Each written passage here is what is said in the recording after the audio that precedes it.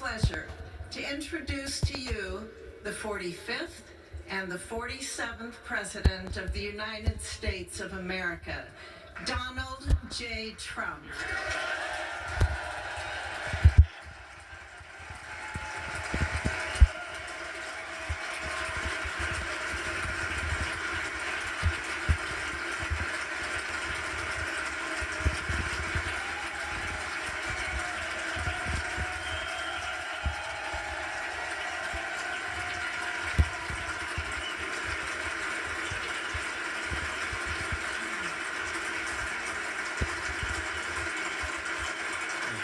Thank you very much, everybody. Well, thank you very, very much.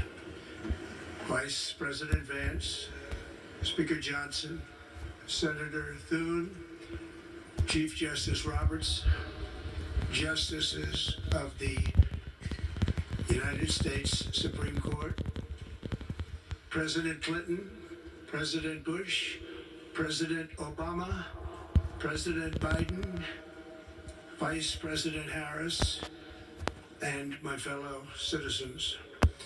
The golden age of America begins right now.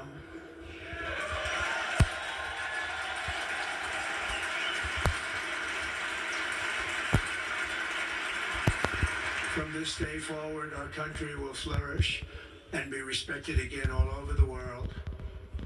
We will be the envy of every nation, and we will not allow ourselves to be taken advantage of any longer.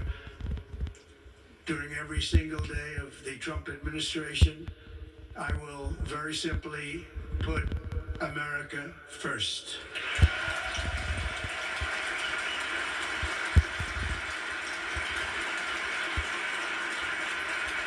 Our sovereignty will be reclaimed.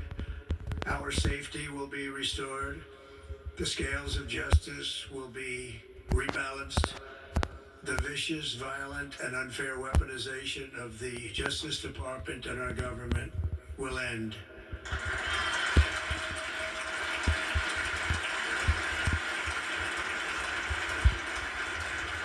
And our top priority will be to create a nation that is proud, prosperous, and free.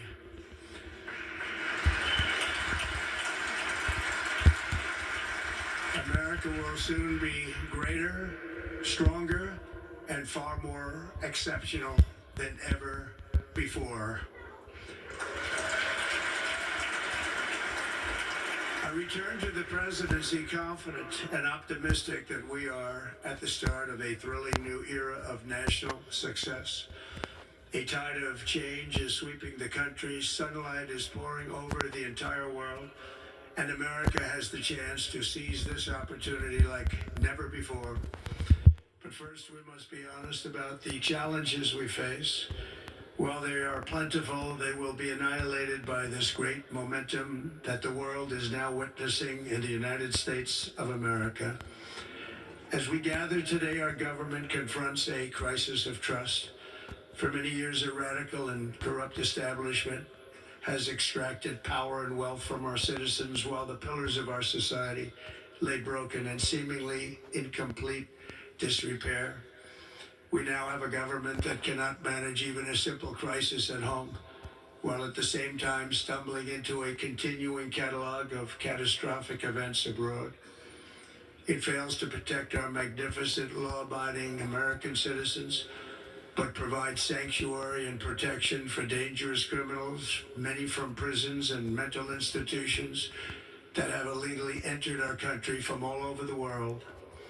We have a government that has given unlimited funding to the defense of foreign borders, but refuses to defend American borders or, more importantly, its own people.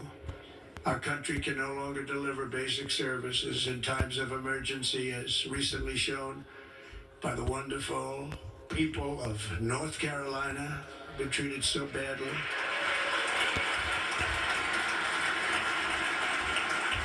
And other states who are still suffering from a hurricane that took place many months ago.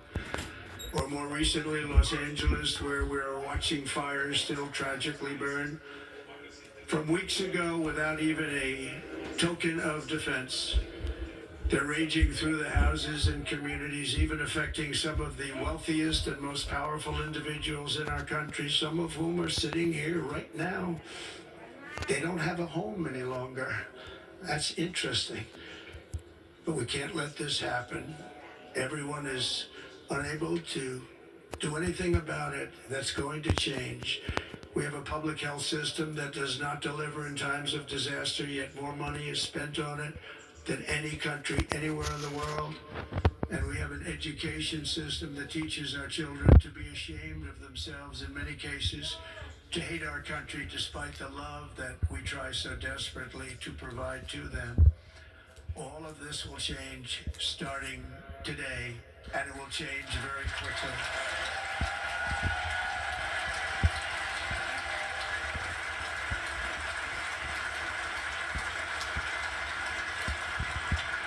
Our recent election is a mandate to completely and totally reverse a horrible betrayal, and all of these many betrayals that have taken place, and to give the people back their faith, their wealth, their democracy, and indeed their freedom.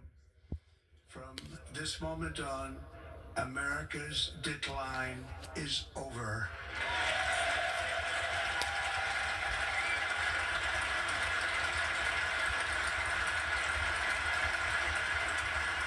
Our liberties and our nation's glorious destiny will no longer be denied, and we will immediately restore the integrity, competency, and loyalty of America's government. Over the past 8 years, I have been tested and challenged more than any president in our 250-year history, and I've learned a lot along the way. The journey to reclaim our republic has not been an easy one, that I can tell you. Those who wish to stop our cause have tried to take my freedom and indeed to take my life. Just a few months ago in a beautiful Pennsylvania field, an assassin's bullet ripped through my ear. But I felt then, and believe even more so now, that my life was saved for a reason. I was saved by God to make America great again.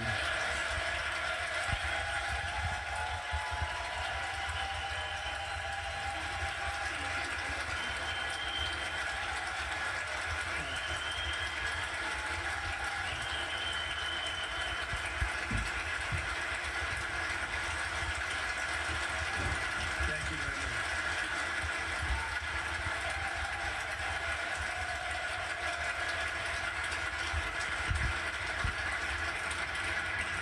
That is why each day under our administration of American patriots, we will be working to meet every crisis with dignity and power and strength. We will move with purpose and speed to bring back hope, prosperity, safety, and peace for citizens of every race, religion, color, and creed. For American citizens, January 20th, 2025 is Liberation Day.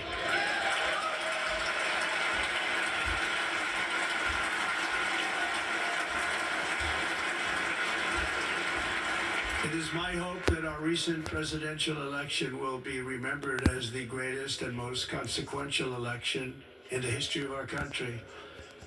As our victory showed, the entire nation is rapidly unifying behind our agenda with dramatic increases in support from virtually every element of our society, young and old, men and women, African Americans, Hispanic Americans, Asian Americans, urban, suburban, rural, and very importantly, we had a powerful win in all 7 swing states, and the popular vote, we won by millions of people. To the Black and Hispanic communities, I want to thank you for the tremendous outpouring of love and trust that you have shown me with your vote. We set records, and I will not forget it. I've heard your voices in the campaign, and I look forward to working with you in the years to come. Today is Martin Luther King Day, and his honor, this will be a great honor, but in his honor we will strive together to make his dream a reality. We will make his dream come true.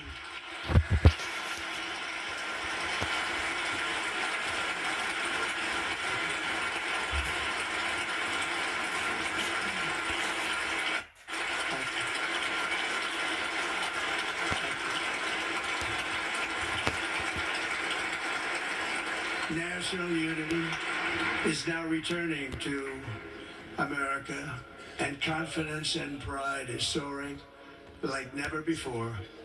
In everything we do, my administration will be inspired by a strong pursuit of excellence and unrelenting success. We will not forget our country, we will not forget our Constitution, and we will not forget our God. Can't do that.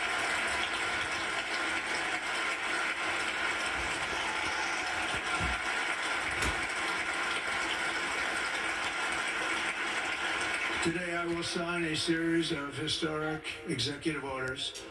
With these actions, we will begin the complete restoration of America and the revolution of common sense. It's all about common sense. First, I will declare a national emergency at our southern border.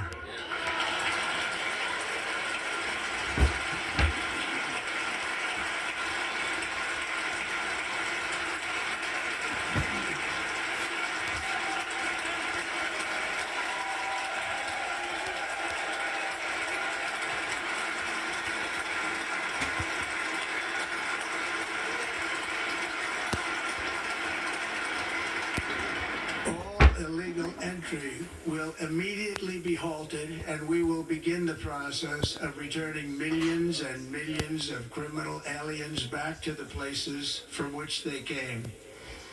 We will reinstate my Remain in Mexico policy.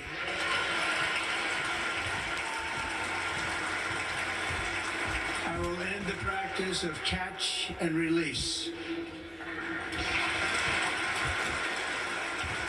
Send troops to the southern border to repel the disastrous invasion of our country.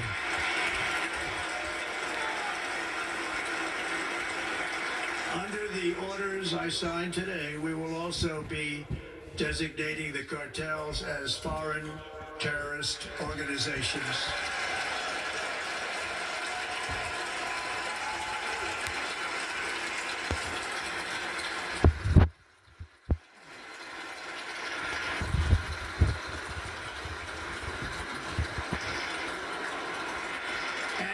Invoking the Alien Enemies Act of 1798, I will direct our government to use the full and immense power of federal and state law enforcement to eliminate the presence of all foreign gangs and criminal networks, bringing devastating crime to U.S. soil, including our cities and inner cities.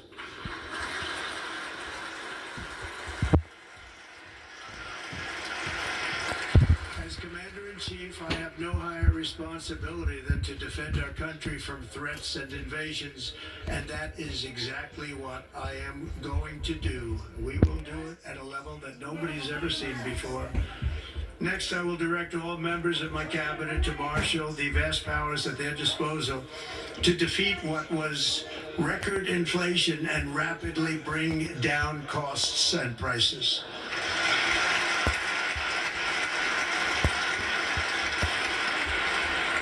The inflation crisis was caused by massive overspending and escalating energy prices, and that is why today I will also declare a national energy emergency. We will drill, baby, drill.